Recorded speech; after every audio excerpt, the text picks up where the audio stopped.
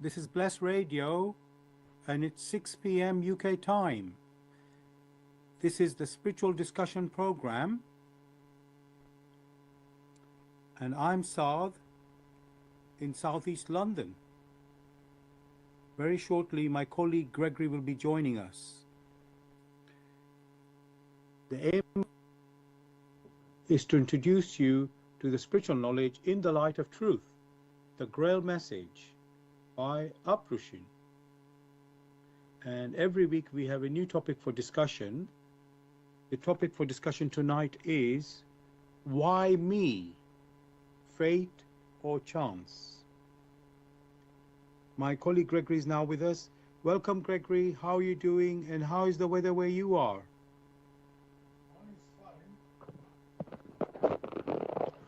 One is fine, only the weather is very hot. Okay, same here, very hot here. Actually, there's a little breeze now, which is welcome, of course. True. So yes, so welcome, listeners. As I said, the aim of the show is to introduce you to the spiritual knowledge in the light of truth, the Grail Message by Uprushin. And every week we have a new topic for discussion. The topic for tonight is, why me? Fate or chance? And you might be wondering how come I've come up with this topic. Well, I was listening to another radio show last few weeks where people are dealing with, well, the show is about old age or people with health issues like dementia or disability, where people have to be put into a care home. And of course it has an impact on the person who's suffering that, also the family and relatives who are helping, and of course even the carers. Now, and there are questions people ask, even as I say with illnesses and so on happening to them, they say, oh, why me? Do I deserve it? Is it fate? You know, is life a lottery? So many questions like that we come across when this type of scenario happens. So that's what we're exploring for tonight. The topic again is, why me? Fate or chance?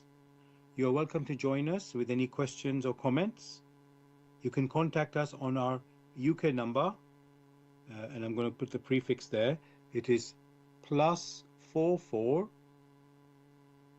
79 39 641 958. You can call, text, or use WhatsApp. And you can contact us one other way, which is by going to the website where we are broadcasting, that is blessradio1, that's the number 1.com. If you scroll down on the home page, you'll come across a box called Bless Chat.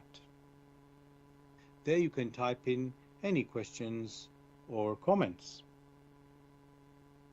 I'm going to begin with, what is the Grail Message? The Grail Message in the Light of Truth by Uprushin is a spiritual knowledge of life. It offers an explanation of the world, a picture of creation on the basis of natural laws. Its lectures contain valuable basic elements as a help in life, for through the knowledge mediated, the reader is again brought closer to life and led back to God. The Grail Message deals with important fundamental questions of life by explaining in a clear and logical way the automatic working of the laws of nature, the whole weaving of creation, allowing every process to be recognized, and thereby the purpose of our whole life. It is directed at the individual and speaks to the innate experiences of the human being, their strengths and weaknesses. Thus, every reader has the opportunity to discover, through the intuitive perception, if what is stated is the truth. Combining with matter-of-fact reasoning, a complete world picture arises, where there is no separation between the visible world and the great world beyond the five senses, nor any separation between scientific and religious striving for knowledge. I'd like to give you a couple of quotes from the author of the Grail Message, Shin. The hearer and reader of my lectures should always work within himself, keenly probing and building bridges from one lecture to the other, as well as out into the great and small world happenings. Only then will he be able to understand the Grail Message and find that it gradually shapes itself into one complete whole, without leaving any gaps. Again and again in all the happenings, the reader will come back to the basic features. He can explain everything without having to change even one single sentence. The word of the Grail Message lives so that it permits only those people who really carry the honest desire in their souls to find abundantly. All else is automatically rejected by it. For the arrogant and those who seek superficially, the message will remain the book with 7 seals. And I'd like to give you one more quote from the author. I wish to fill the gaps which have so far always remained unanswered in the souls of men, and which never leave any serious thinker in peace, if he earnestly seeks for the truth. So, dear listeners, just to remind you, the topic for our discussion tonight is why me? Fate or chance? Why me? Fate or chance? If you have any questions or comments, you can contact us on our UK number, which is, in fact, you can contact us from outside or within UK with this prefix, which is +44 79 39 641 958. You can call, text, or use WhatsApp. And there's one other way to contact us, which is by going to the website where we are broadcasting, that is blessradio1, that's the number 1.com. If you scroll down on the home page, you'll come across a box called Bless Chat. There you can type in any questions or comments. So, listeners and Gregory, as usual, I like to look up the meaning of the words in the topic. So the topic again is why me, fate or chance? I decided not to bother looking up why and me, because I think we all are very familiar with that.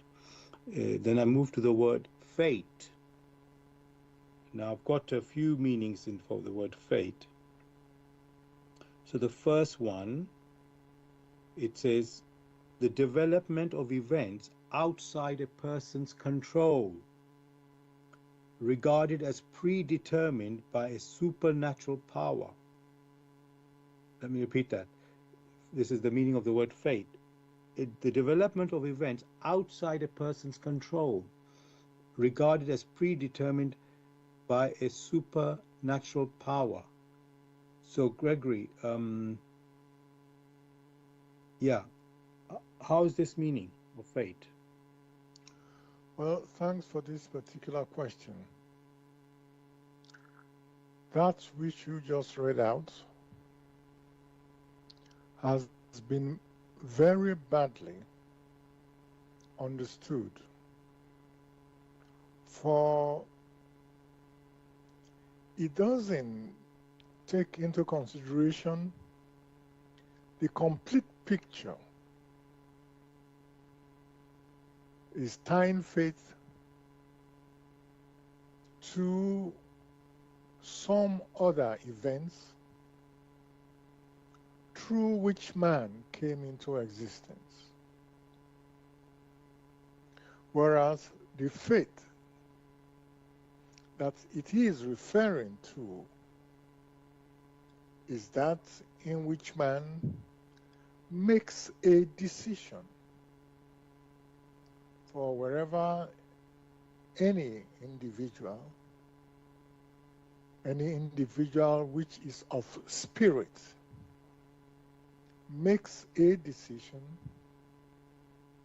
then that individual is subject to the consequences of that particular decision.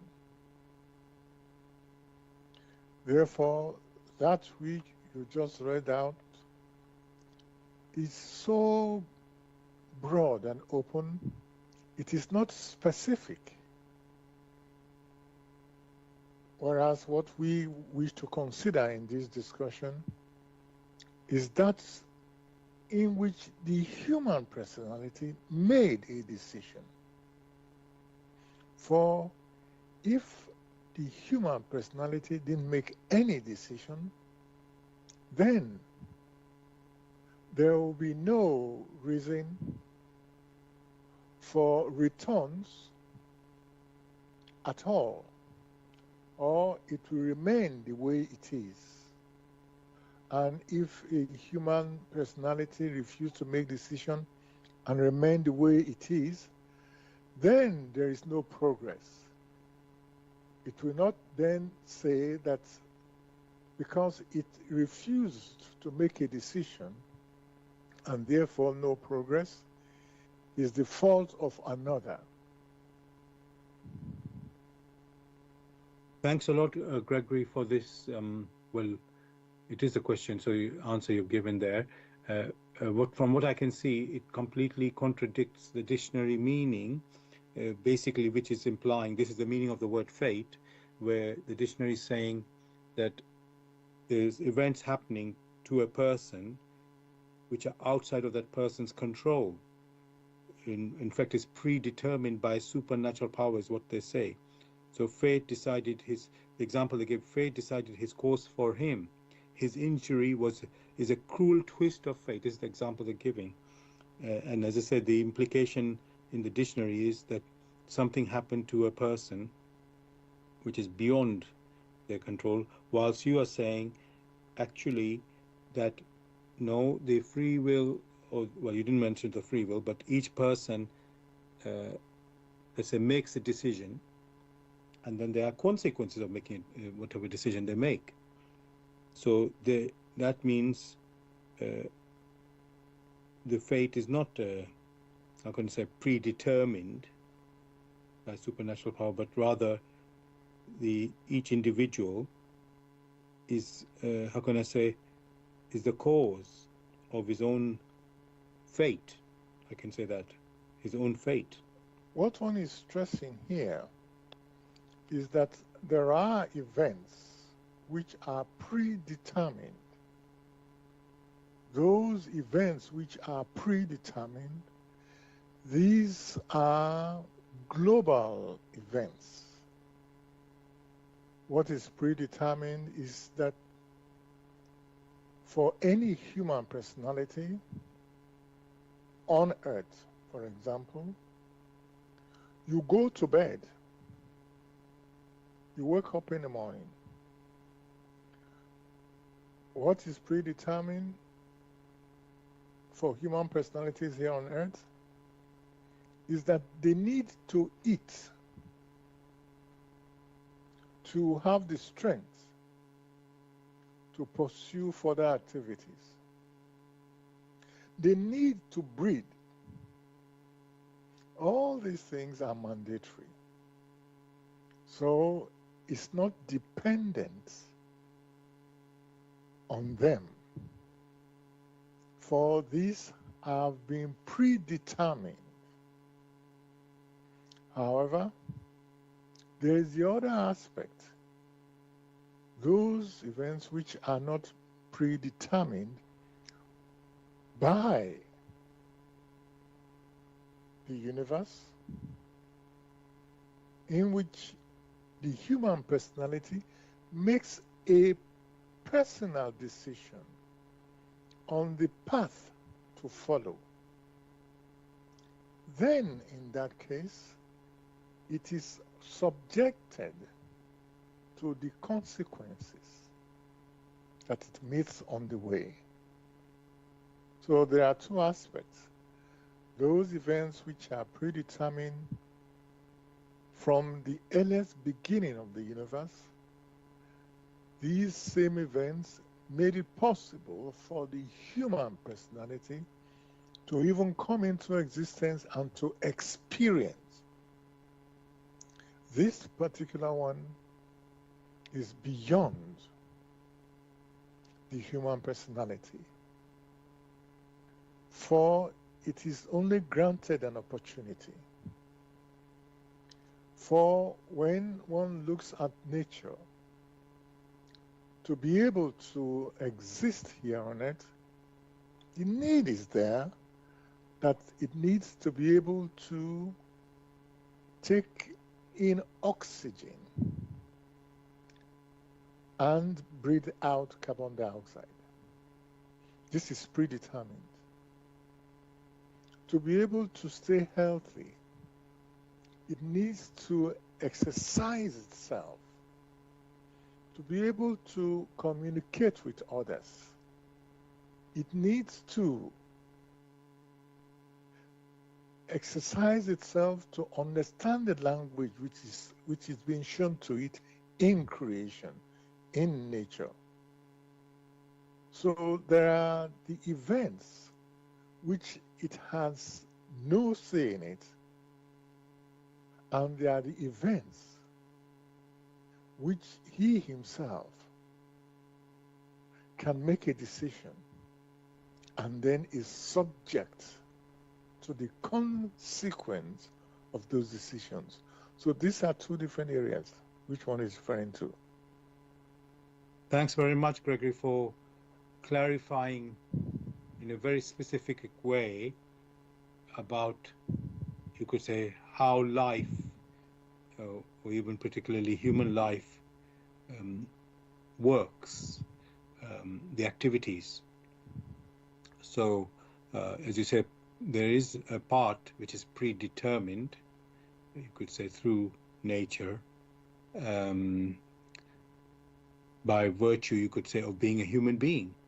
So you have to breathe, you have to eat, and, understand life, and to operate on this earth, for example. So this, you can't get out of that. Then there's this certain things where you, as a human being, can decide, I will do this or I will do that, for which there are consequences each time you make a decision. So that's very, how can I say, distinct, very distinctly need to be understood. So thank you for that.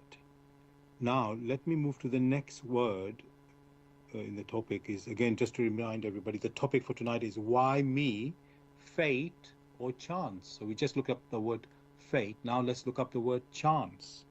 So in the dictionary, I found, let's see. Okay, let's look at this first one. It is saying, this is the meaning of chance, a possibility of something happening. How's this one, Gregory? Oh, you're on mute, Gregory.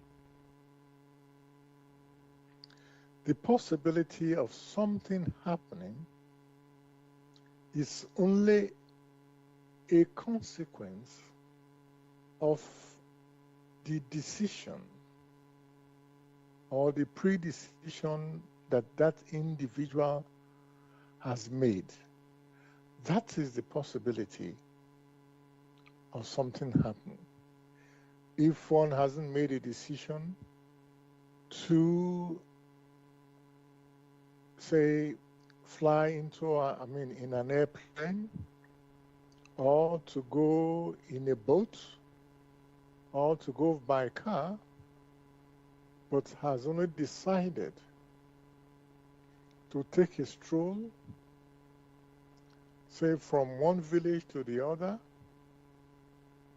then you will find that possibility of a car which has no access to that village, coming to strike it, that possibility is zero.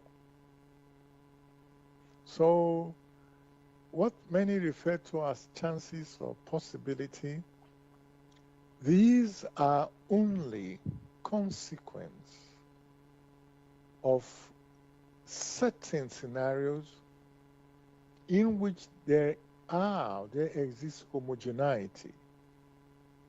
So where the possibility is zero, then one would not consider chance. One will rule it out and say, no, that's not possible. Thank you for that. Let me give you another, I could say, example, and this is again talking about the meaning of the word chance, but it's an example here. It says the occurrence of events in the absence of any obvious intention or cause, and they're giving me an example of it. So let me repeat that. The occurrence of events in the absence of any obvious intention or cause. An example they give is, he met his brother by chance. So Gregory, what is turning into a bit of a dictionary plus explanation. So, No worries. Yes. He said it's a possibility, and what has not been taken into consideration are the activities which many haven't considered. They haven't considered the activities in their thoughts or the activities in their intuitions. This is the area, or these are the areas where many a person never ever consider, because they take it that it's not possible, that I think of something and therefore it's likely to happen. Those things are ruled out. In fact, you will find many rule out intuitions. They will say there's nothing like intuition because they're not familiar with it, or because they cannot hold their intuition in their hands or test their intuition, therefore they dismiss it.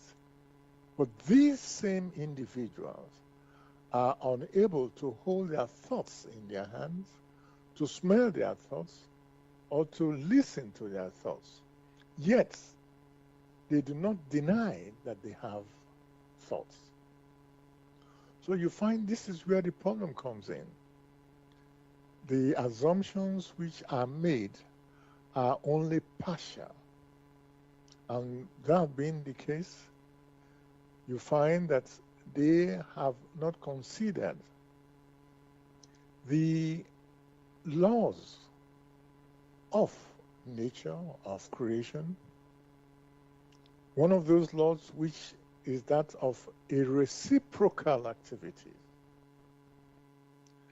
It is this particular law in conjunction with the attraction of homogeneity that makes certain things to appear or certain things to manifest where they least expected it, because they were not focused at that particular moment.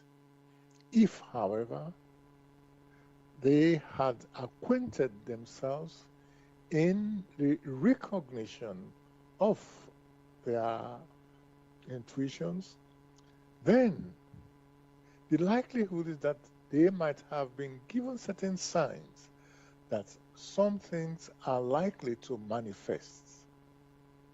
So you will find that, oh, I met my brother by chance. It only means I was not expecting it.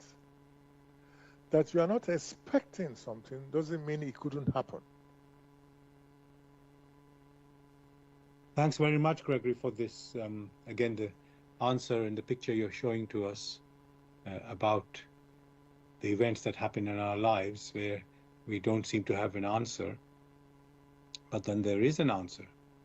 Because if something happened, it must be, some steps were taken to get to that point. Whether you knew about the steps is immaterial. something, reality is reality, you see it. It just doesn't happen. The word chance, it's like chance means almost, it means random or by accident. And so in any case, we will continue to explore this topic. Again, to remind everybody, the topic is why me, fate or chance? Now I want to move on to what Google AI has given. It's like a story. So here goes. So what I did, I wrote the whole topic and title into Google AI. So which is why me, fate or chance? And then this is what the response was. Neither fully explains it, and that's the interesting part. Why me usually shows up when something hits hard: luck, loss, love, success, illness, a random break that feels personal. The mind reaches for a story. Fate says that the story was already written. Your life has a shape, a reason, a thread pulling events toward meaning. It can feel comforting that this had to happen, or crushing, I never had a choice. People reach for fate when the alternative, pure randomness, feels too cold. Chance says that the universe doesn't single you out. Particles collide, genes shuffle, people make choices, weather shifts, timing lines up or doesn't.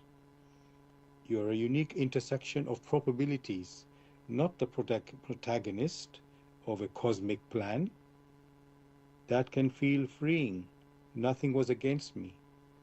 Or empty. None of it meant anything.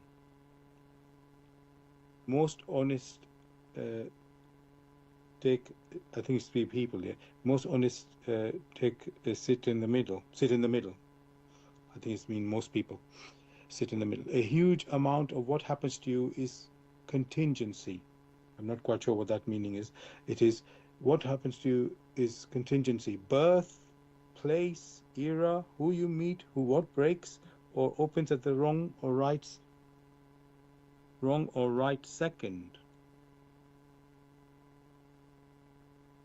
Inside that contingency, you still choose, interpret, and respond. Those responses shape what comes next and give the whole thing a feeling of direction. Meaning is rarely delivered ready-made by fate or chance. It is something you construct afterward, looking back at the mess and deciding what it will stand for. I'm going to continue. So why me might be the wrong question if you're looking for a verdict from the universe. A sharper one is often, given that this landed on me, what do I do with it? That question stays useful, whether the world is scripted, random, or some strange mix of both. If something, if this came from something specific, good or bad, you're allowed to sit with it, with the weight of it. The universe doesn't owe a clean answer. You still get to decide what the next chapter is for. So Gregory, I'm going to say this is Google's own research. It's going in trying to put everything together, which is what it does, and trying to make some answer, and in the end reaching no conclusion at all, which is funny for us. So I don't know, Gregory, if you were able to follow, and the listeners were able to follow what I read there. It was quite a long bit there. It is understandable that the so-called Google AI, or whatever AI is considered, is unable to provide any consistent answer. For in all simplicity, the so-called artificial intelligence, these are only modeling tools. Modeling which is contingent on the concept of a language. which means in this particular case, there must be a framework. Which framework Google or AI has no access to. Google or AI has no access, so that's which is above or to happenings which are above the earthly conceptions of space and of time. Beyond the earthly conceptions of space and time, one also has the ethereal conception. One also has above the ethereal that which is animistic conceptions of space and time. And above that, there is the spiritual conception of space and time.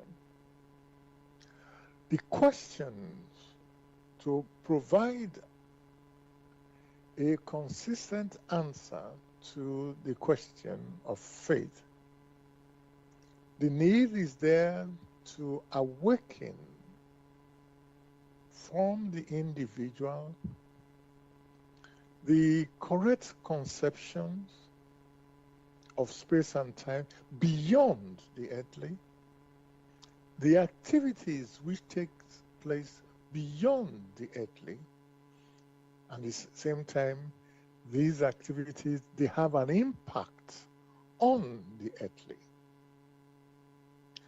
These activities basically are ethereal activity, and the laws which govern creation, which govern nature, are such that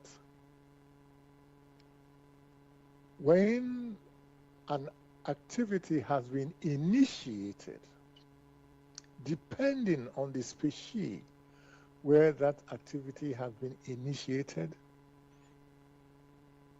you will have subsequently a reciprocal activity in which the end flows back to the beginning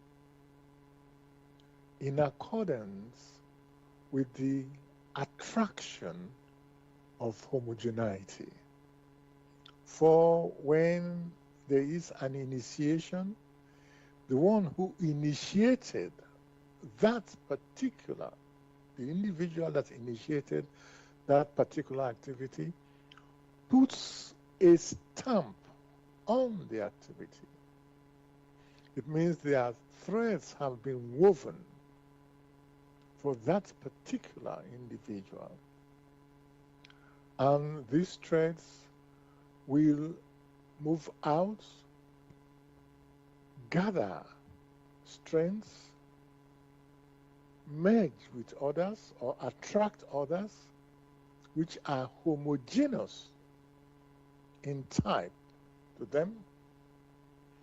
And when the time is ripe, there will be precipitation of that particular event which has been initiated. These are the returns, and this is what many refer to as fate. For they now have to experience that which they themselves, particularly human beings, initiated. This is not so with plants. This is not so with animals. For plants or animals do not have the free will to initiate such activities. Thanks very much, Gregory, for this answer and really giving us a very clear picture, of this activity of human beings, let's say decisions and things that happen to us human beings, and the cause and effects that we see. And there's an answer, there's an explanation for it, what is happening to each of us. So yes, thank you for that. Now, dear listeners, I want to let you know you're listening to Bless Radio. This is the Tuesday evening spiritual discussion program from 6 p.m. to 8 p.m. UK time. The aim of the show is to introduce you to the spiritual knowledge in the light of truth, the Grail Message by Aprushin. If you wish to know more about the Grail Message or want to get a copy of the Grail Message for yourself, you can go to this website, which is www.grailmessage.com. I'll spell that. www.grail, Grail, message, MESSAGE.com. And the topic that we're discussing tonight is why me, fate or chance? Why me, fate or chance? If you have any questions or comments, you can contact us on our UK number, which is with this prefix. So you can call from outside UK as well with this number, which is +44 79 39 641 958. I'll just say that again. It is +44 79 39 641 958. You can call, text, or use WhatsApp. There's one other way to contact us, which is by going to the website where we are broadcasting. That is blessradio1, that's the number 1.com.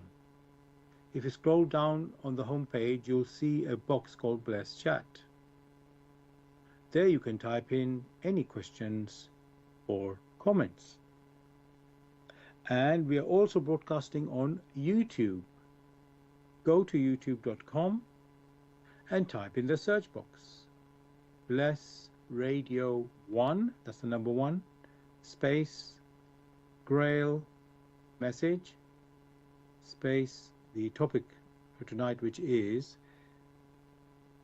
why me, fate or chance. And after the show, you can listen to a recording of this show again on YouTube. Go to youtube.com and type in the search box, which are the words are Bless Radio 1, that's the number 1, space Grail Message, space why me, fate or chance. Now,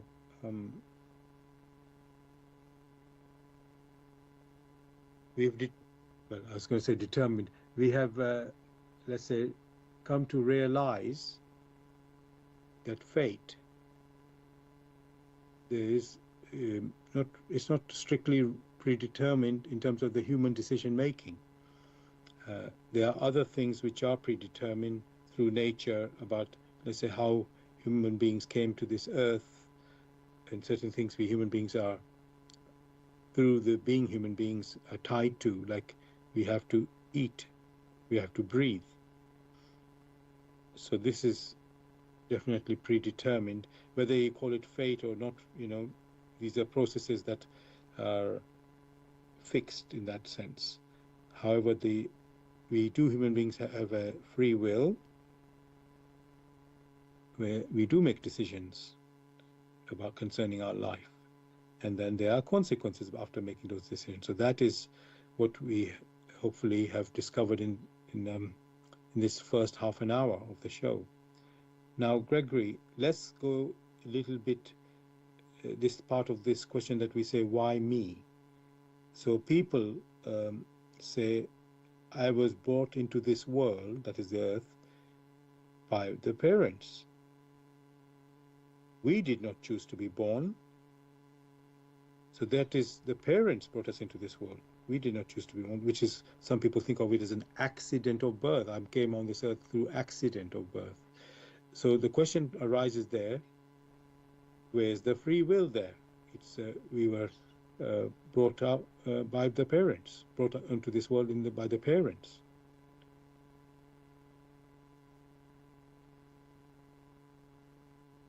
So what's the question? The question is, where is the free? So we are born on this earth through our parents bringing us here. We did not choose to be born here. So where is our free will? Such discussions abound in many places, which is understandable because many do not know what free will is or what free will is associated with. So in that case, you find they speak a very superficial language, just as you have that people only consider that which is perceptible to the earthly senses. These earthly senses are the five senses which the human personality is used to, does not consider to a large extent the thoughts, because even some people might deny that they don't have thoughts, they don't make any decision. The same thing happens to these same people who do not consider that their inner core is of spirit.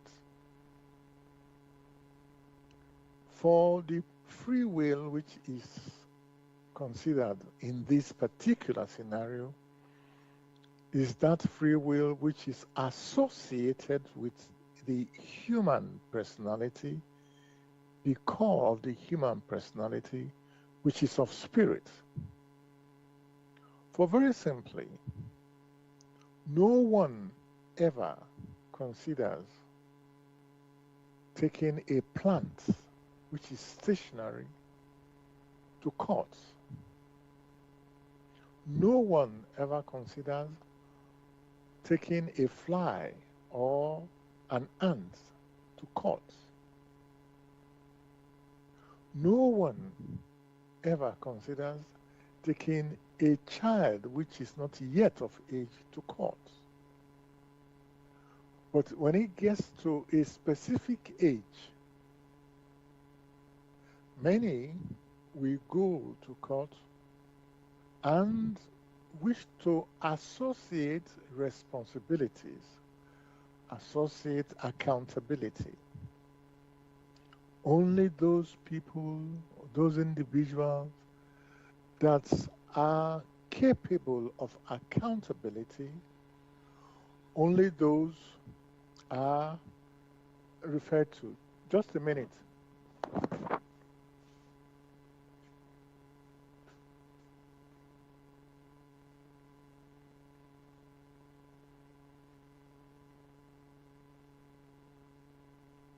Sorry, listeners, I muted myself. I think Gregory just got diverted a little bit, listeners, so apologies for that. Basically, what Gregory is pointing to, in this case of our birth on earth, where I have made this point that we have come on this earth through our parents, which sounds as if it wasn't our choice to come on this earth. And as Gregory is pointing to, there's, let's say, a bigger another area which we are not, let's say most of us are not looking at when we talk about coming to this earth. So basically, we human beings are spiritual beings. People think, oh, life begins when I'm born, or when our parents have become pregnant, that's where their life has begun somehow. That is not really, that's not correct. That's not true. The real life is not the body, and in the, that is not a human life. It's the spirit that is coming on this earth is inhabiting the body. So when the parent have that pregnancy occurs, the embryo is growing. I'm going into the technical aspect of it, but all of that is a physical activity. There's an inner activity, which is the real life. They could call it the spiritual activity. So there's a spirit that is the real living being that is being, let's say, being transported to this earth. And just want. So Gregory, are you ready to continue now? Thanks. Yeah. Apologies, I got to say buzzed and I had to respond to it. That's all right. Yeah. That's okay. Like I was saying, only those who are accountable, only those have that inner entity which is of spirit. Therefore, the human personality that has come of age is of spirit. That is the inner core that predates the birth of the human being here on earth. That inner core has always been there from its inception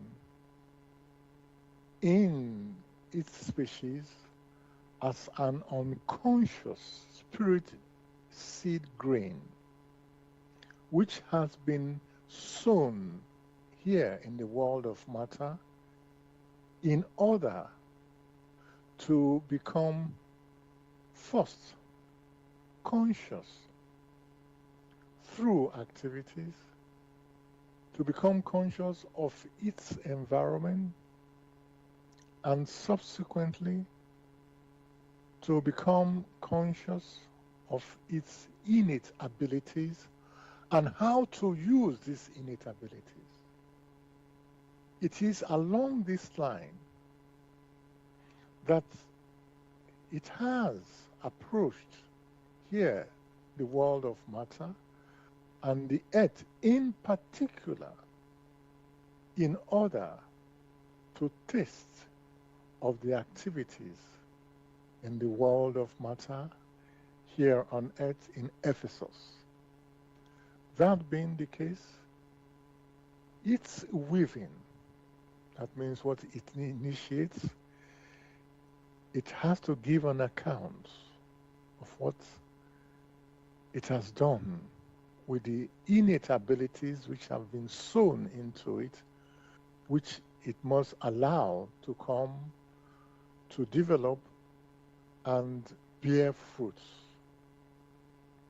That being the case, you will find giving an account is only fair. It is when it gives an account that is able to find out where it has done that which resonates in accordance with the laws through which it came into existence, and therefore make progress.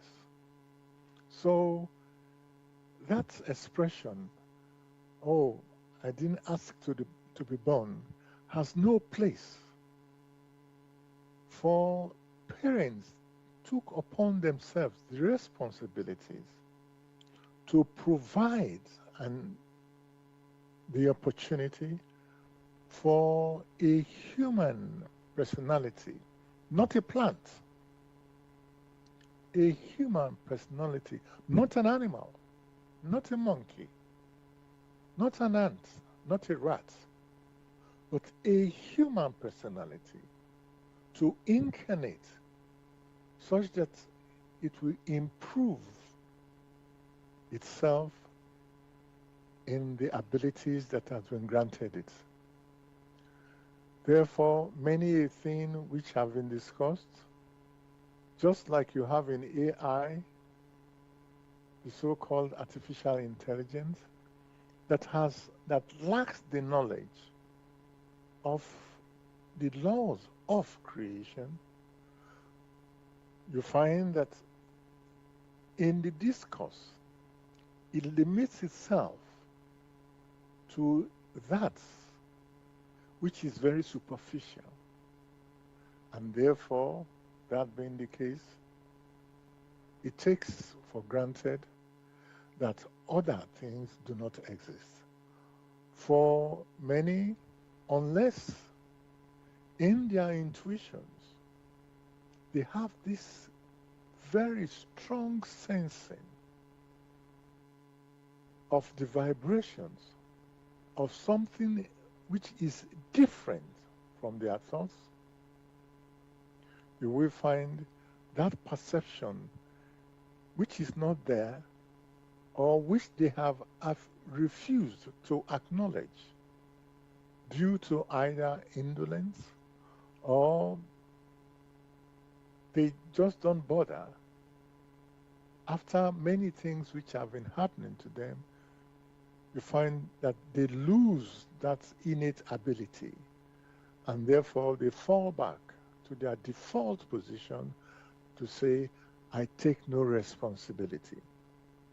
Yet those same individuals will accuse a government to take responsibility for them, will accuse some others who have done certain things which they find offensive and say,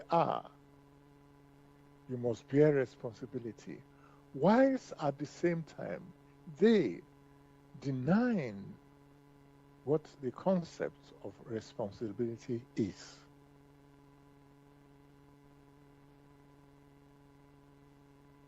Thanks a lot, Gregory, for this answer. I just want to say to you listeners that on the surface, things may appear, just like Greg has mentioned earlier, you don't see your thoughts, but they exist. There's this ethereal world beyond this earthly, which you don't see. You don't even know what is this ethereal world. Let's say it's the next world beyond our thoughts, or in the beyond when we die. That's where you enter. How many of us think about what happens to us when we die? So there's activity happening in the ethereal, there's activity happening in the thought world. All this we are unaware or dismissing it, and then there's even other worlds where you could say the spirit originates, the spiritual world. Let's call it heaven. And there's this animistic world where the animal souls come from. So that's where the real life is. And on this earth, we inhabit a body to operate on this earth. But we focus on the body rather than the thing that is driving the body or living in the body, making the decisions. So people might think, the parents decided to have me. I didn't decide to be here. But little do you realize that, yes, the parents did decide something. However, the soul that was born, the spirit that is born on this earth, through that,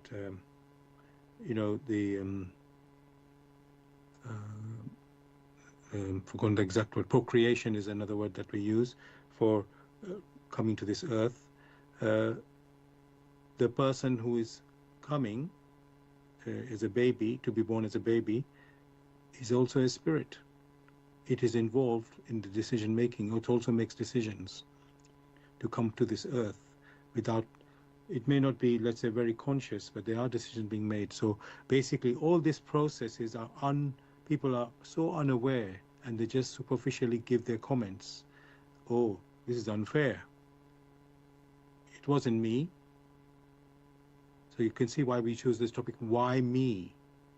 Fate or chance? In reality, you'll see that actually everything that is happening, not only it can be explained, yes, it can be explained, and there's how can I say, logical reasoning for it. That this is, what we say is unfair, is not so. It is only our opinion based on ignorance, actually. So this ignorance, we start making judgments and statements which are completely false to the real reality of this activity of life. So really we are too shallow. That's what it shows, that we really haven't dug deep to find the real answers, which are not on the earthly level. They are much deeper than that.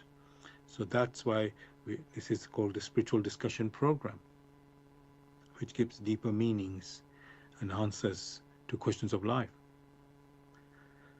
Okay. Now,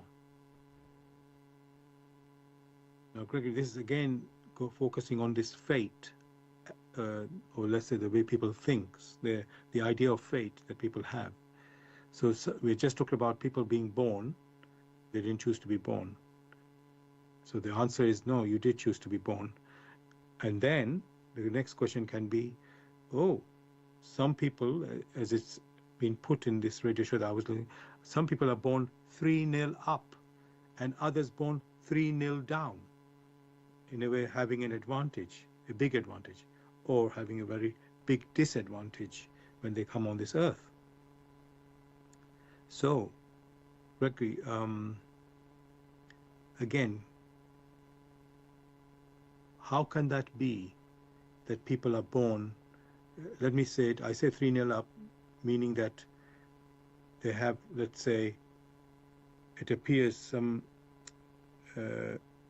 born with a silver spoon, as somebody might put in their mouth, meaning their family, their background allows them to, let's say, have an advantage in life on this earth, while there's others who are, let's say, poor or disabled, whatever it might be, which seems as let's call it a misfortune for some people who look at it maybe as a misfortune. So how is it, Gregory? Are we not equal human beings? And yet some may be born with a 3-0 up advantage and others may be born with 3-0 down disadvantage. How it can be? Very simply, one will find that the conceptions which many now hold as regards to birth and the so-called advantages or disadvantages, these conceptions have been thoroughly distorted. For a human personality that has incarnated on earth, has incarnated in order to improve on its abilities. Therefore, when that human personality incarnates, or before it even incarnates, the challenges that it might come across, those challenges, in accordance with the living laws of nature, of creation, are placed carefully in its path, such that in experiencing these challenges, it may work out how it needs to progress. It may subsequently redeem itself. So whether it be joy or sorrow, these have an impact on the maturity of the human personality. There are some human personalities who have chosen to follow that particular path in order to have an understanding of what these challenges are. Therefore, in experiencing, they get to know it. There are others who, by the way they have sown in the past, they need to redeem themselves. and therefore have had to incarnate in such circumstances so as to know that, work out their way, such that that which has been hanging over them will be redeemed. So no matter what way one looks at, as long as one is considering the scenario which is of benefit to the human personality,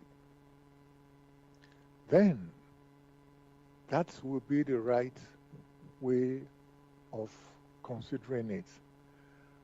For both joys and sorrows help to awaken the human personality to its responsibilities. Both joy and sorrow tend to awaken the individual such that they themselves will come to a recognition. It is therefore good to be grateful to the laws that permitted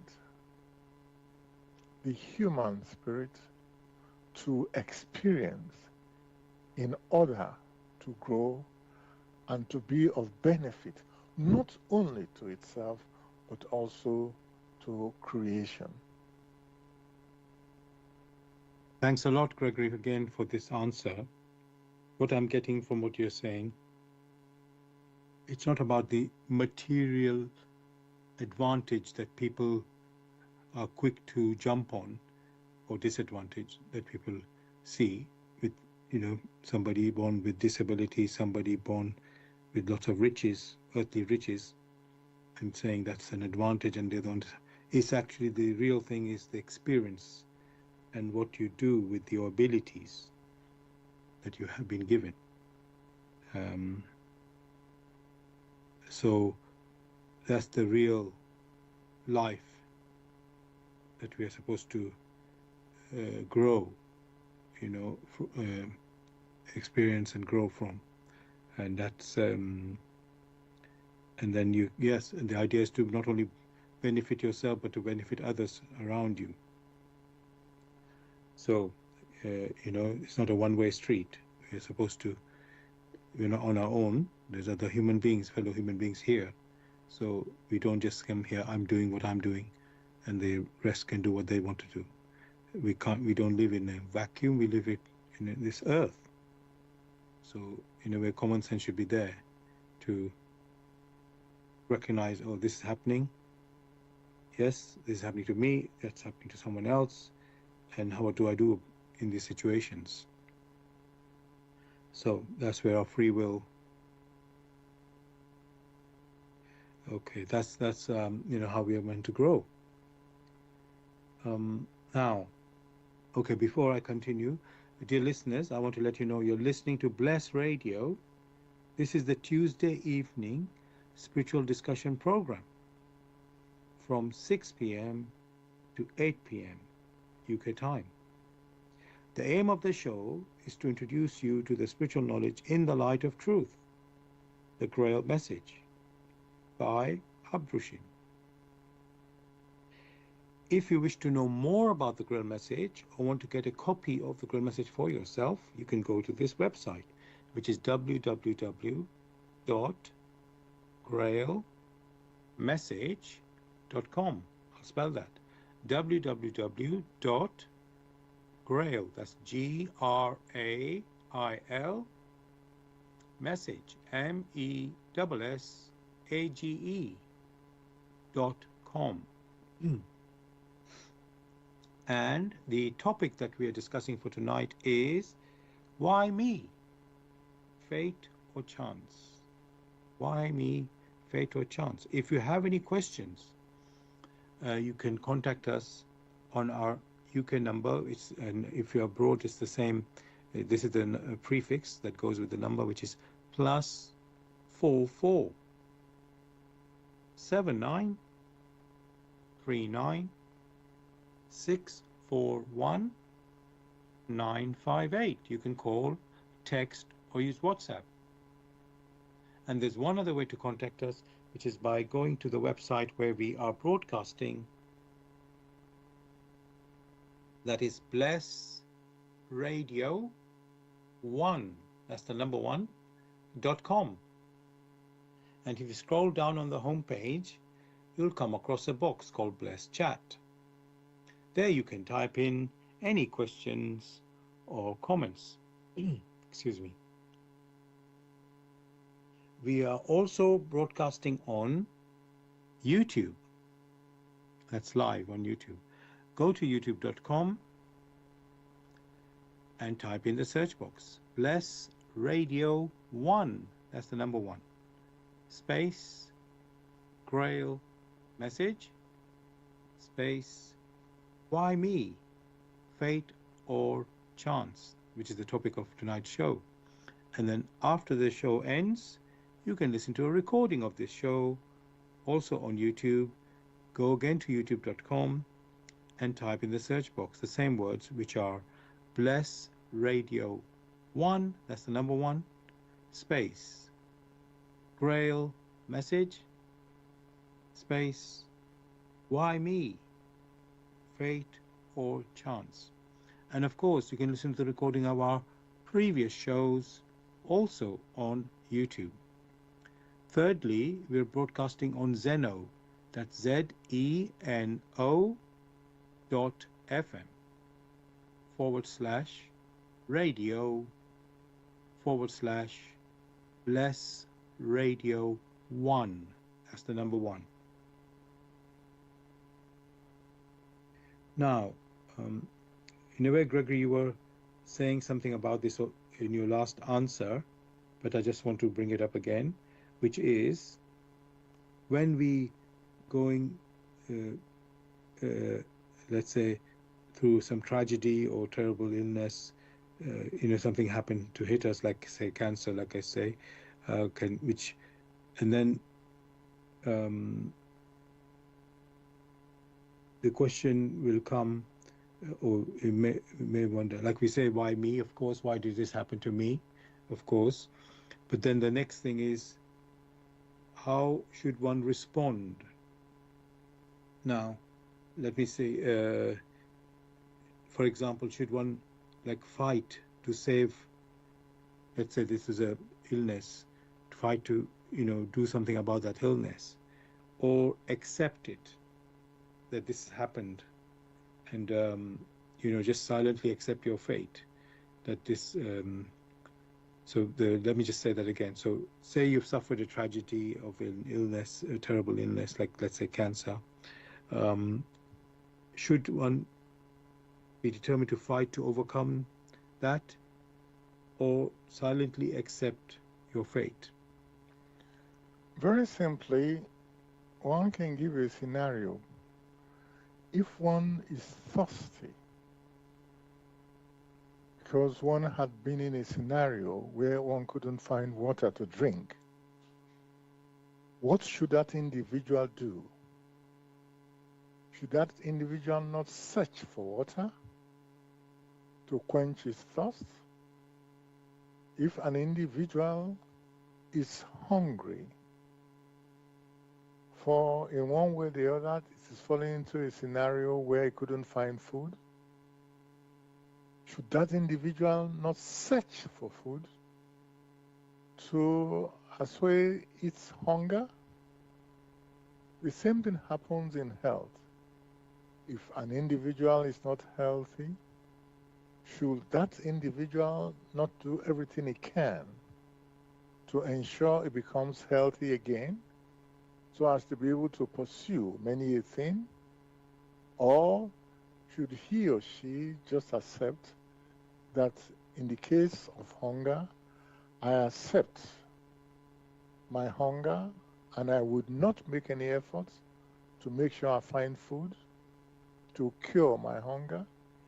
That is the scenario one must look at in any scenario, in any situation. Thanks very much, Gregory, for that answer. That's a beautiful example you gave. to how to view the scenarios when we go through these things. Yes, sometimes when you're going through these situations, let's say maybe you're not thinking clearly. Yes, but the automatic thing would everybody would want to do something to improve their situation. So then you would want to, like you say, if you're thirsty, you want to find, and you don't have water, but you have to look to find the water. So, or find a way, someone to help you. So yes, thank you very much. Now, another thing is when you're going through this tragedy or difficult times, and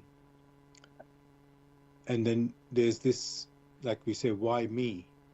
Then which implies that there's others who are not necessarily going through this scenario that you're going through, or others who are, but somehow they're getting better treatment or something than you. So there's this, how can I say, thinking that, oh, why it happened to me, like a resentment, let's call it resentment. Now, Gregory, is that a natural way to behave, natural behavior? That, because you're observing yourself and you're observing others around you, you're going through this hard experience and you're thinking, oh, these others are not going through that. So there could be, not I say everybody, but some people may feel resentment. So how should one handle this type of thoughts and ideas? Whenever someone is in a challenge, the first thing that person must consider is his own personal state in that challenge. That individual has a broad idea of what it should be, but is not quite sure how to arrive at that state which it may consider to be helpful to it or to be beneficial to it. So the question which you ask, how should one be? An individual must always fight to ensure it has clarity on what it needs to do to attain to a better state than the state in which it was. If the state in which it was, like in the case of you don't have water to drink, should that individual not always fight through his activities, searching here and there to ensure he's able to find water? Even when he finds water, will that individual not verify that that water is pure and good enough for it? It is the same everywhere. An individual must always strive, even when it considers that all is well. For the biggest challenge an individual has, it is when it seems comfortable in an earthly manner. For with comfort in comfort, many striving vigorously, for they consider that all is well. They have not taken into consideration what lies behind the lull of their activities. Whereas a human personality who is beset with challenges, which challenges it hasn't found solutions to, must always strive. Even when everything looks okay, you should start preparing for those areas, for a time when some things may not look okay. as long as it's able to look about itself or to look at the neighbors and strive in accordance with its own intrinsic decisions to be of help to others, in the case of one for all and all for one, you find that its path that it needs to follow, in that alertness, in that vigilance, many a returning threat that would have brought it down, those threats may still come, but they will find that the individual has improved, and that which would have caused so much problems for the individual will be so greatly minimized that it's able to make giant strides. So the key discussions here, the key thing here is that the individual must always be alert, must always be vigilant, and should not consider that scenario where it considers that everything seems okay in the earthly, and therefore it is satisfied. Only when the individual has arrived home as a self-conscious spirit, only then is he permitted to look back, or before he gets home to paradise as a self-conscious spirit, it is permitted to look back. For back home, it's always on the alert, it's always vigilant, prepared to support many who are still going through this stage. Thank you so much, Gregory, for this answer. It shows. Oh, sorry, somebody tried to distract me there. Yes, so what it shows is we must learn to understand and appreciate things. You know, when something's happened to us or happening to us, we need, you know, because when we started, I asked you earlier that, oh, I'm suffered a tragedy. Do I accept it as it is in silence or do something about it? And of course, the answer is do something about it, because like when you're thirsty, you need to have water if you're going to continue. So yes, you can say, oh, this is happening to me. Others, they're not going through it. Something must be, and there's a need for an answer. Basically, we have this need for an answer or meaning. Why? And yes, as you say, sometimes you will get the answer while you're here on this earth. Sometimes you might have to wait till later, maybe in the beyond. You know, but the real thing is you have to handle this situation that you're in. And at the end of the day, what is necessary is your peace and happiness and calmness. The other things only make you upset and make things even worse. So in a way, again, it's your choice how to react to a situation. You want to suffer more, or you want to be in peace. And, you know, and that way, when you're at peace, you can handle things better as well. So yes, so thank you for that.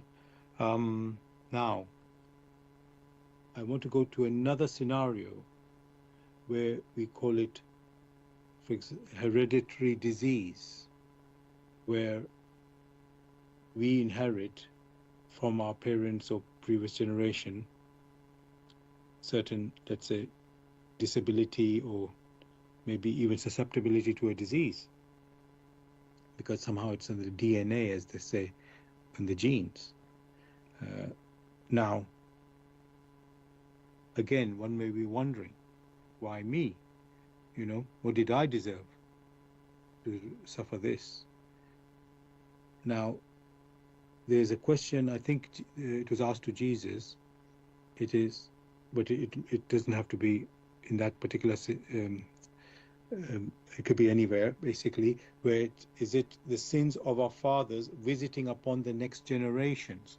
So somehow, as I say, we suffer a hereditary disease or a possibility of that because of our parents or their parents having some condition, and then we become, potential sufferers of that.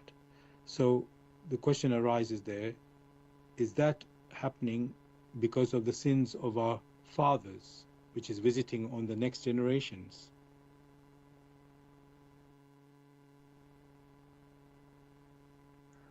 Well, again, thanks for this particular question. And maybe one can use a scenario that had happened long time ago. Was it in Greece or in Rome? Either it was Socrates or somebody who started as a stammerer, couldn't coordinate his words, and therefore had to work so hard to be able to form sentences. And before too long, that individual became one of the greatest orators, either in Greece or in Rome. Challenges do appear, do manifest to anyone, to everyone. It is how you find a solution to these challenges that matter, that counts. So if people only look at things on the surface without making an effort to perceive the spiritual significance, to perceive the spiritual import, such that they will know how to respond to it in fervent work on themselves, then they have missed the whole thing. For there is no one who does not go through challenges, even Christ himself. One should not forget that Christ, was tempted when it was said, if truly you are the Son of the Almighty, jump down from that place. Jump down, just come down. Or if you are the Son of the Almighty, turn these stones into bread. How did he respond? These are the things that fellow human personality must always consider. Instead of them pushing it aside, the need is there to put one's efforts, all of one's earthly efforts, in thoughts, and above all in one's intuition. Only when in that path will you find that a solution will be found. If it's not found here, it may be found hereafter. For after departure, if a solution had not been well articulated, then the experiences which the individual has gathered will form a solution subsequently when it has gone over. So whatever it is, as long as the human personality has the right attitude on how to deal with these challenges, on how to articulate these challenges, then you find a path will be shown to that individual through which, if it pursues it with all its strength, a solution will be shown to that individual, which will not only benefit it itself, but also others. That is how it has always been, and therefore one should not, in narrow interpretation, be too quick to consider that the individual that has a challenge has sinned. That is not the case. In this work, which we try to make an introduction, it calls for weighing and examining. For only through weighing and examining will one come to a personal conviction. Therefore, individuals should not shy away from challenge which comes across their path.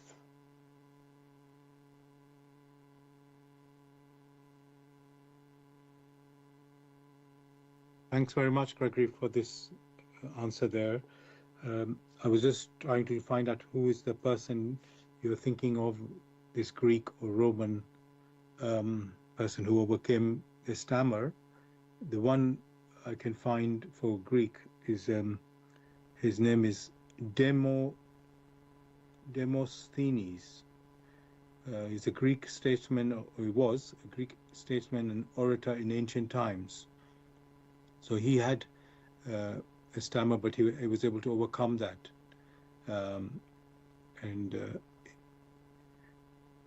So that's one person. And then I did look at a stammer, and unfortunately his own parents, he had not only he had a stammer, he had polio, or it looks like it was polio that was causing it. He had limp and weak knees and a very noticeable stutter.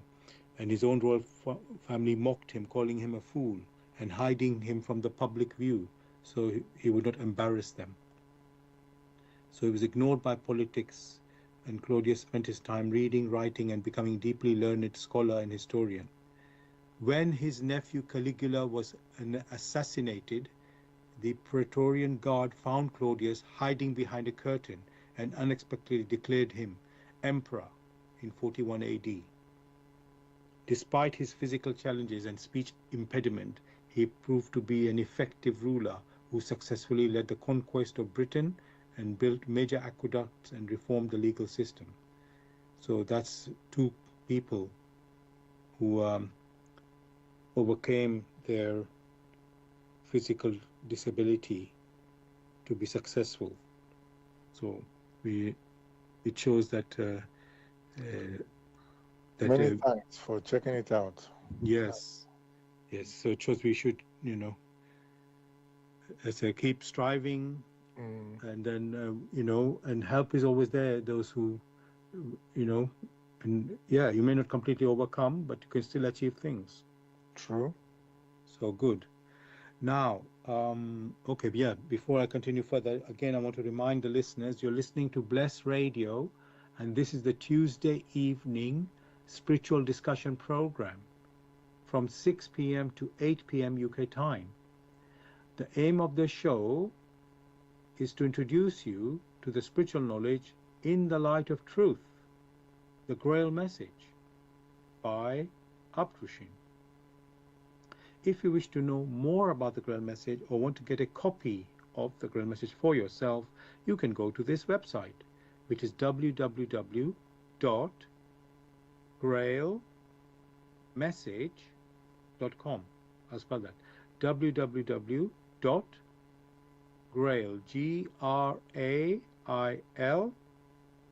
Message, MESSAGE.com.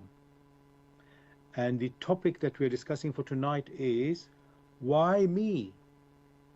Fate or chance? Why me? Fate or chance? If you have any questions or comments, you can contact us on our UK number with this, which is, you can call the same number with this prefix, which is +44 79 39 641 958. You can call, text, or use WhatsApp. And there's one other way to contact us, which is by going to the website where we are broadcasting. That is Bless Radio 1, that's the number 1.com. If you scroll down on the home page, you'll come across a box called Bless Chat. There you can type in any questions or comments. We are also broadcasting on YouTube. Go to youtube.com and type in the search box Bless Radio 1, that's the number 1 there, space, Grail Message, space, the topic, which is why me? Fate or chance? And after the show ends, which is at 8 p.m. UK time, you can listen to a recording of this show also on YouTube. Go to youtube.com, again type in the same search words, which are Bless Radio 1, that's the number 1, space, Grail Message, space, the topic of the show tonight, which is why me? Fate or chance? And of course, you can listen to the recording of our previous shows also on YouTube. Thirdly, we are broadcasting on Zeno, that's ZENO.FM /radio/Bless Radio 1. That's the number 1 there. Now, Gregory, another thing that say we haven't fully explored yet. Now, when we talk about fate, some people call it karma. When they use that word karma, they're referring to things coming mostly from a previous earth life. I know many people may not be aware or think that there is a previous earth life. However, what hopefully has become clear in our shows is that we are spiritual beings. Not this yes, we inhabit this earth physical body, human body. However, it's the spirit that is the being, the living being, and so, which is not limited to this one earth life, because the body is only a tool to function on this earth. So yes, that means we've been around before the earth, before this, this earth life. We've been around already, and so we've had a few, let's say, a few previous lives, whether we are aware or not. So going back to the point is what we want to get into, karma. So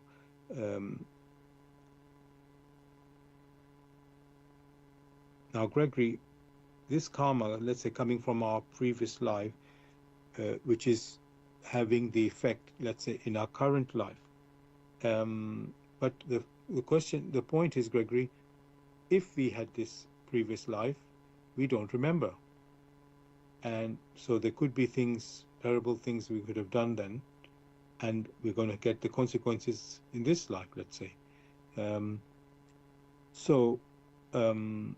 That could be, let's say we have a terrible illness or disability that we are born with. It could be the cause from that there. Now, the question comes, Gregory, if that is so, why don't we know about that past life? Why are we not allowed to know about these things?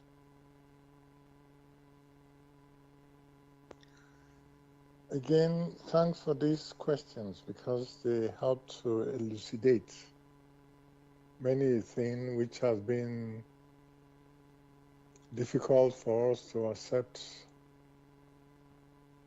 Consider a scenario where one in a past earth life was a king.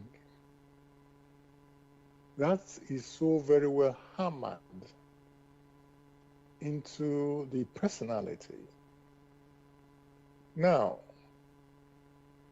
whilst you were a king, people were obeying you, serving you. Now, in this earth life, you yourself, even whilst there as a king, you haven't realized what it means to serve. Maybe you considered service is only to you. Now in this earth life, the need is there to be of service to others. And if you have a memory of your past earth life, that you were the king, how can you improve yourself to understand what service is? Because you are now considering, I am to be served. So it is a blessing that many things that had happened in the past, the human personality, it's as if these things have been quietly blocked out to grant it a new opportunity to come to a better understanding of what, as in the case of the king, service is. Only in that scenario will you find that the personality is able to make progress upon itself. It happens in the case where one was a very rich individual. In that particular case, it was rich in earthly goods, but it was not rich in spirit. For those goods which it considered, it did not share it with others with love. Now it has to incarnate. And in lacking those things which it needed to share, it will develop within itself the consciousness, the ability to know that it is one for all and all for one. Only then can it make progress on itself. So, with every new earth life, the individual human personality is granted a new opportunity for self-improvement. That improvement must be in accordance with the laws of creation, or must be in accordance with the will of the Almighty, who placed the laws in nature, in creation.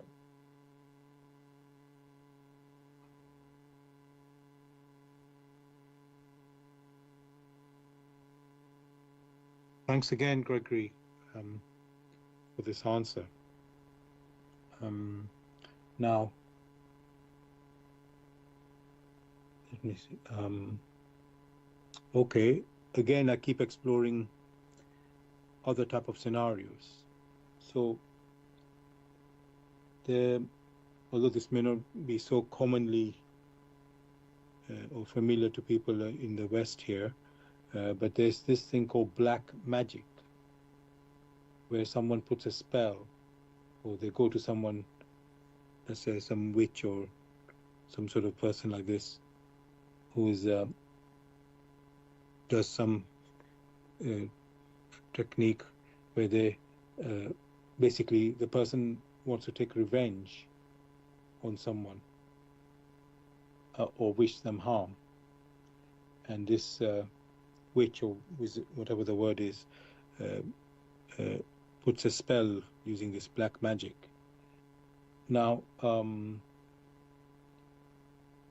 people say, "Oh, this is cannot be true or cannot work," but we know that it does happen, and people do it, and then they say it appears that those spells are working.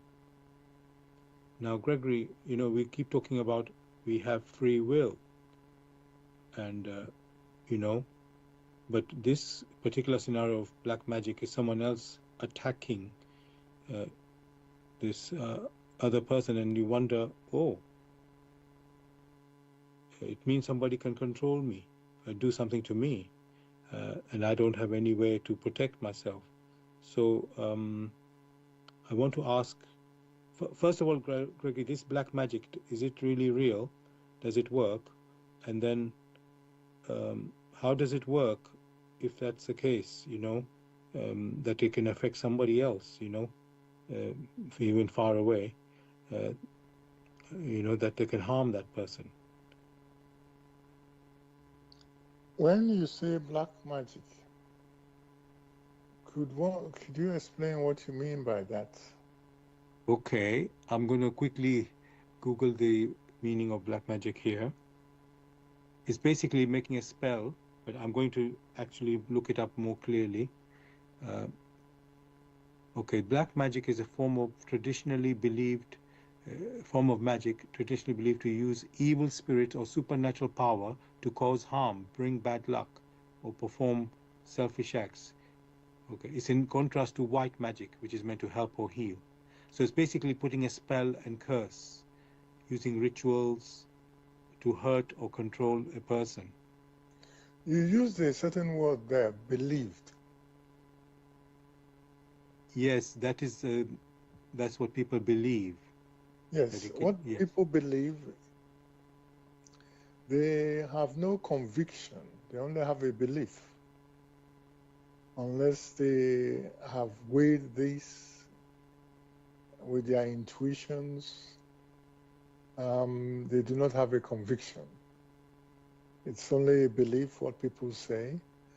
However, in the case where people are hypnotized, that is a fact recorded. So it is possible to hypnotize someone and make the wrong suggestion to the person so that it may harm itself. If that is the possibility, one possibility which is very well known, where in quotes a curse, whatever they care to call it, has been put on one. But again, no human personality is left unprotected. As long as the human individual strives after purity, many a thing which would have caused all sort of problems for it, many a thing of such are easily avoided. However, one must search very carefully to find people who are pure enough, who are not susceptible to such dark thoughts. Even dark thoughts, when they surround a person for too long, they have an impact on that person.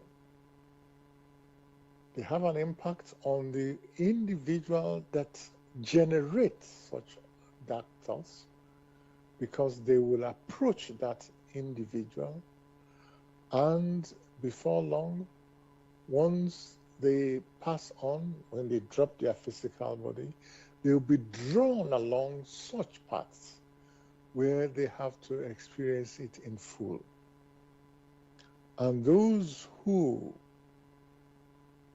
believe them, who wish to have conviction that such dark thoughts have an impact, will take the second step to verify if such thoughts have an impact on them, and in that process may have to undergo terrible suffering.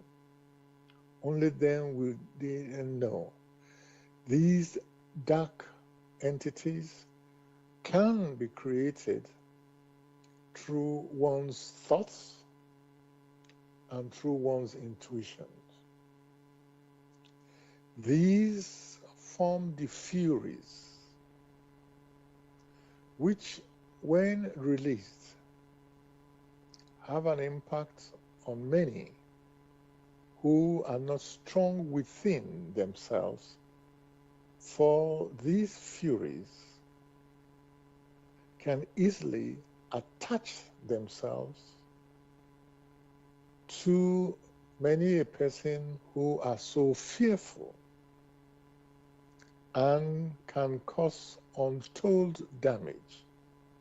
This in itself is a fact. It is possible to verify this about furies when one examines this work in the light of truth, the Grail Message of Abrushin. There is a particular chapter that deals with these particular scenarios.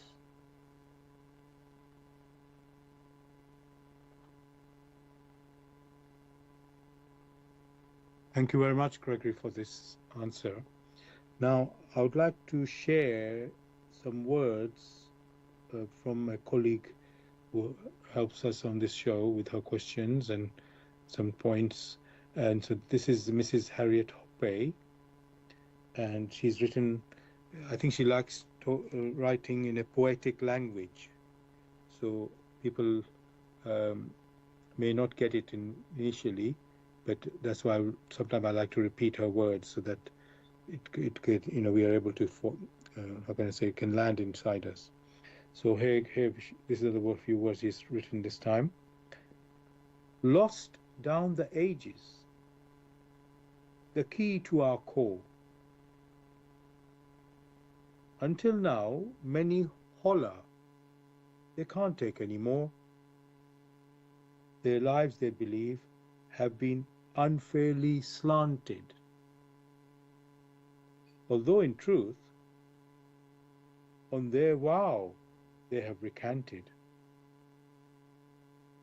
The haves against those who have not, who have wasted their measure and let themselves rot.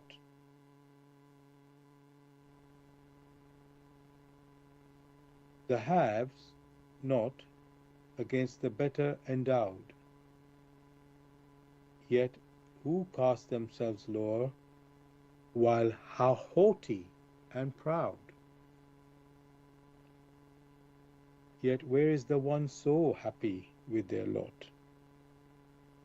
Are not all cast out of Eden for losing the plot? So it truly is a poem, this one. So I'm going to just repeat that. In fact, there's an extra line, which I didn't realize that, but let me finish this line. It says, yet where there is one so happy with their lot, are not all cast out of Eden for losing the plot? So let me repeat this one, this whole poem. Lost down the ages, the key to our core. Until now, many holler. They can't take any more. Their lives, they believe, have been unfairly slanted. Although in truth, on their vow, they have recanted.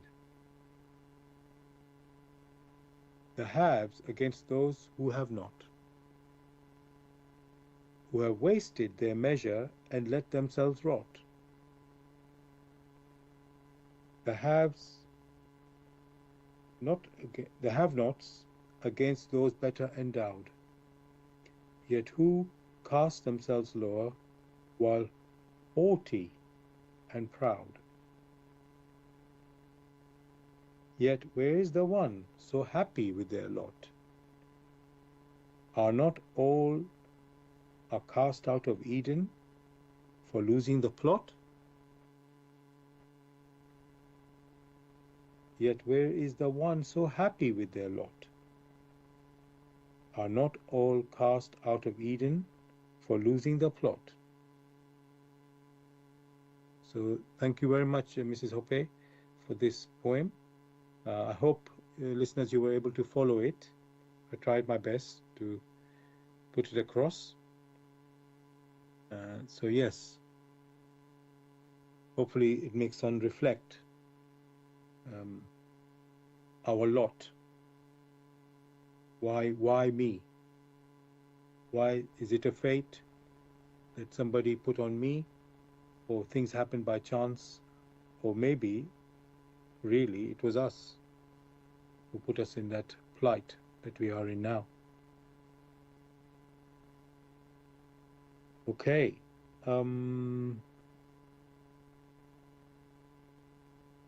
Gregory, let me ask another question now.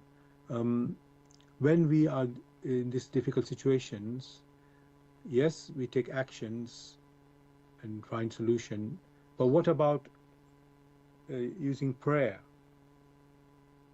Is that a way to help us to find a solution?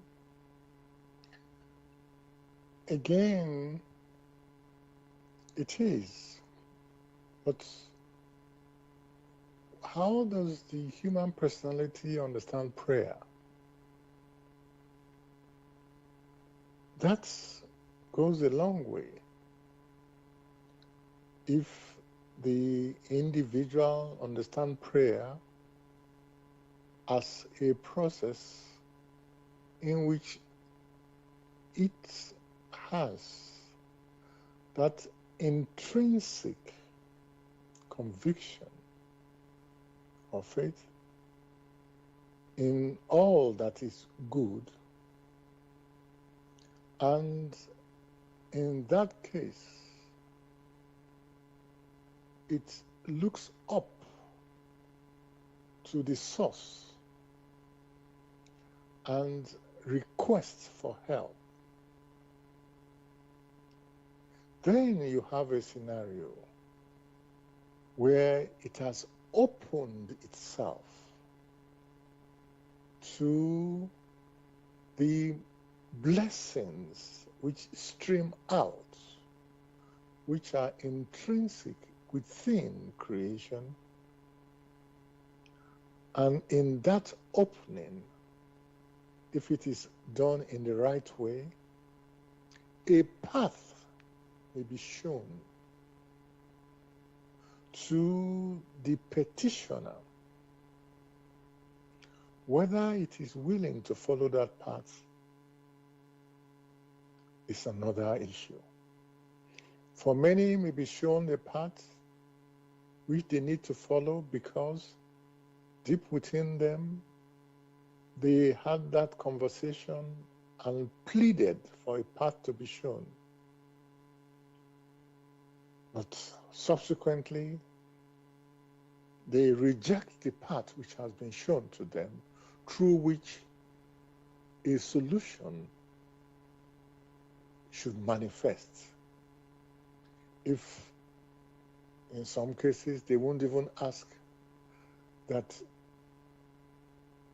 the provision, the one who made provision for that solution for them, should come personally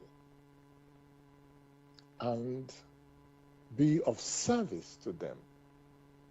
So, yes, prayer is helpful, but how do they picture this prayer? That's another thing that they need to consider. For the one who petitions through prayer must do that in humility. Then ask yourself, where are those who are humble enough to be able to send out in humility a simple prayer for help? Thank you very much. Now, dear listeners, we come to the end of the show tonight on the topic of why me? Fate or chance? Hope you've enjoyed the discussion. We've covered a lot of area in this, the world that we live in. Now, I'd like to end by reading a lecture or section of a lecture which is related to the topic for tonight, which is just the beginning, basically the first 2 pages of this lecture called Fate in the Grail Message. Men speak of deserved and undeserved fate, of reward and punishment, retribution and karma. All these are only part designations of a law resting in creation, the law of reciprocal action. A law which lies in the entire creation from its earliest beginning, which has been inseparably interwoven with the great, never-ceasing evolution as an essential part of creating itself and of development. Like a gigantic system of finest nerve strands, it supports and animates the mighty universe and promotes continual movement and eternal giving and taking. Plainly and simply, and yet so aptly, Jesus Christ has already expressed it. What a man sows, that shall he reap. These few words render the picture of the activity and life in the entire creations so excellently that it can hardly be expressed differently. The meaning of the words is inflexibly interwoven with life, immovable, inviolable, incorruptible in its continual operation. You can see, if you want to see, begin by observing the surroundings now visible to you. What you call the laws of nature are, of course, the divine laws, are the Creator's will.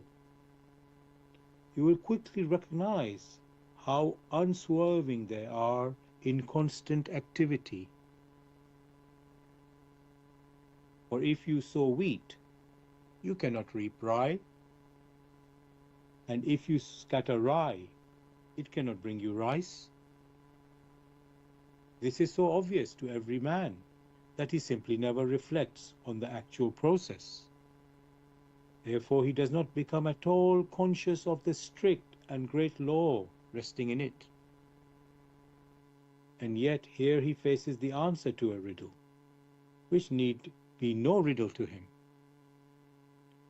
Now the same law which you are able to observe here takes effect with equal certainty and force also in the most delicate things, which you are only able to discern through magnifying glasses, and still going further in the ethereal part of the whole creation, which is by far the larger part. It lies immutably in every happening, also in the most delicate development of your thoughts, which also still have a certain element of material substance. How could you imagine that it should be different just where you would like it to have it so? Your doubts are in reality nothing more than the expression of your inner wishes. In all existence, visible and invisible to you, it is no different. But each kind produces its own kind, no matter what the substance. Just as continual are the growing and developing, the bearing of fruit, and reproducing of the same kind. This process runs uniformly through everything. It makes no distinction, leaves no gap. It does not stop at some other part of creation, but carries the effects through like an unbreakable thread, without interruption or cessation. Even though the greater part of mankind, in their limitation and conceit, have isolated themselves from the universe, the divine or natural laws have not ceased on that account to regard them as belonging to it, and to go on working without change, calmly and evenly. But the law of reciprocal action also stipulates that whatever a man sows, thus where he causes an effect or consequence, he must also reap. Only at the beginning of every matter is man free to resolve, free to decide where the omnipotent power flowing through him is to be guided, in what direction. He must then bear the consequences arising from the power that was set in motion in the direction willed by him. In spite of this, many persist in asserting that even so, man has no free will if he is subject to fate. This foolishness is only meant to serve as a narcotic, or to be a grudging submission to something inevitable, a discontented resignation. And at this beginning, the cause of the subsequent effect lay in a previous free decision by man. This free decision has at some point or other preceded every reciprocal action, thus every fate. With a first volition, man has each time produced or created something in which he himself has to live afterwards, sooner or later. When this will happen, however, varies greatly. It can still be in the same earth life in which his first volition made the beginning for it, or it can equally well happen in the ethereal world, when the gross material body has been laid aside, or later still in yet another gross material earth life. The variations are not important here. They do not interfere, they do not free man from the consequences.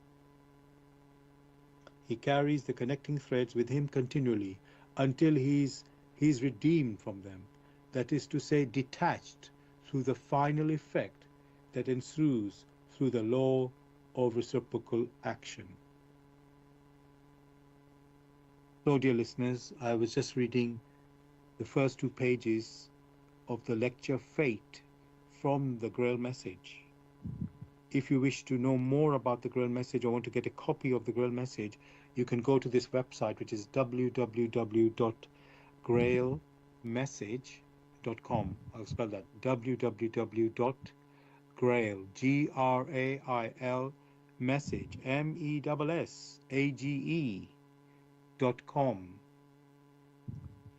Gregory, is there anything you'd like to say to the listeners to say goodbye? Wishing listeners a very beautiful week ahead. Same from me, listeners. Have a beautiful week ahead. We'll be back as usual next Tuesday, 6 p.m. to 8 p.m. UK time with another topic.